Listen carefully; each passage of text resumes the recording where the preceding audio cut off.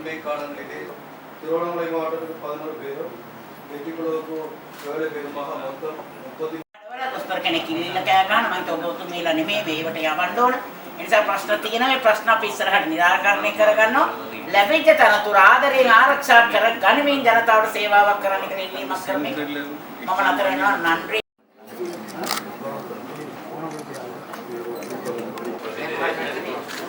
Doctor AL. जहान, doctor T. कालियन. இன்று கிழக்கு மாகாணத்தில் நல்லாட்சி என்பது பாரிய மாற்றங்கள் ஏற்பட்டிருக்கின்றது.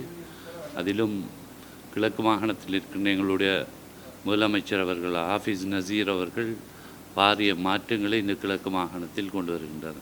அதில் எங்களுக்கு கிழக்கு மாகாணத்தில் அமைச்சர்களாக இருக்கின்ற அமைச்சர்கள் இன்று கிழக்கு மாகாணத்தில் தான் ஒரு சுகாதார அமைச்சராக இருக்கின்ற வேளையில் சுகாதார அமைச்சில் இருக்கின்ற பாரிய குறைவுகளை இன்று நேற்று கூட கிழக்கு மாகாணத்தினுடைய முதலமைச்சர் அவர்கள் நாட்டினுடைய ஜனாதிபதி மைத்ரிபால சிறிசேனா அவர்களிடம் சென்று கிழக்கு மாகாணத்தின் நிதிகள் பாரிய குறைவு கொண்ட நிதிகளை இந்த மாகாணத்துக்கு ஒதுக்கீடு செய்யப்பட்ட போது உடனடியாக முழு மாகாணங்களிலும் இருக்கின்ற முதலமைச்சர்கள் ஒன்று கூடலும் போது ஜனாதிபதி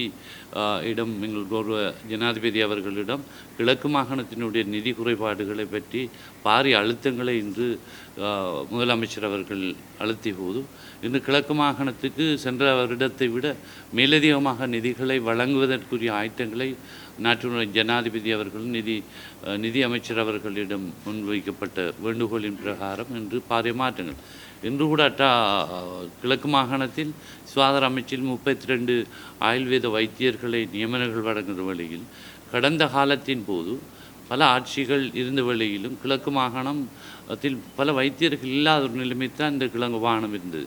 தற்போது நல்லாட்சியின் போது நாட்டினுடைய ஜனாதிபதி அவர்களும் அதேபோன்று நாட்டினுடைய பிரதம மந்திரி ரணில் விக்ரமசிங்க அவர்களும் அதேபோன்று மத்திய அரசினுடைய சுகாதார அமைச்சர் ராஜித சேனாரத்ன அவர்களுடைய ஏற்பாட்டில் இன்று மாகாணங்களில் இருக்கின்ற வெற்றிடங்கள் வைத்தியர்கள் குறைபாடுகளை இன்றுதான் கிழக்கு மாகாணத்தில் 33 வைத்தியர்கள் நியமனம் வழங்கப்படுகின்ற நிலைமை கிராமப்புறங்களிலே யுத்த காலங்களிலே இருக்கப்பட்ட இடைவெளிகளை இன்று நிவர்த்தி செய்வதற்கு ஒரு சந்தர்ப்பம் எங்களுக்கு கிடைத்திருக்கிறது.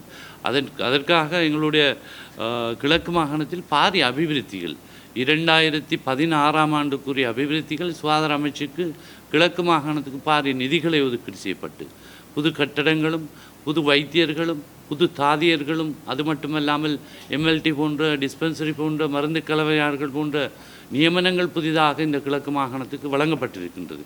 இந்த நல்லாட்சி என்பது பாரிய மாற்றங்கள்.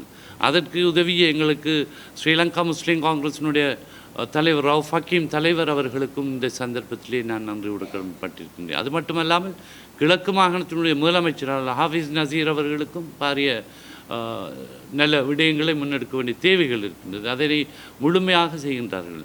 அதே போன்று கிழக்கு மாகாணத்தினுடைய என்னுடைய அமைச்சங்களில் இருக்கின்ற உயரதிகாரிகள் செயலாளர் உட்பட அதே போன்று ப்ரொவின்சியல் டைரக்டர் உட்பட இருக்கின்ற உயர் அதிகாரிகள் எல்லோருக்கும் மனமார்ந்த நன்றிகளை என்னோடு இணைந்து இந்த கிழக்கு மாகாணத்தில் இருக்கின்ற 3 இன மக்களுக்கும் பாரிய சேவைகளை வழங்குவதற்கு என்னோடு ஒன்றிணைந்து வருவதை இட்டு மட்டுமல்லாம் மகிழ்ச்சி அடைகின்றேன். இன்னும் எதிர்வருகின்ற வருடத்தில் கூட பாரிய மாற்றங்கள் ஏற்பட வேண்டும் என்று நான் இந்த சந்தர்ப்பத்திலே நாட்டினுடைய ஜனாதிபதி அவர்களுக்கும் அதேபோன்று பிரதமர் அவர்களுக்கும் மாகாணத்தில் இருக்கின்ற முதலமைச்சர்களுக்கும் அமைச்சர்களுக்கும் பாரிய அழுத்தங்களை இந்த சந்தர்ப்பத்திலே கூற விரும்புகிறேன்.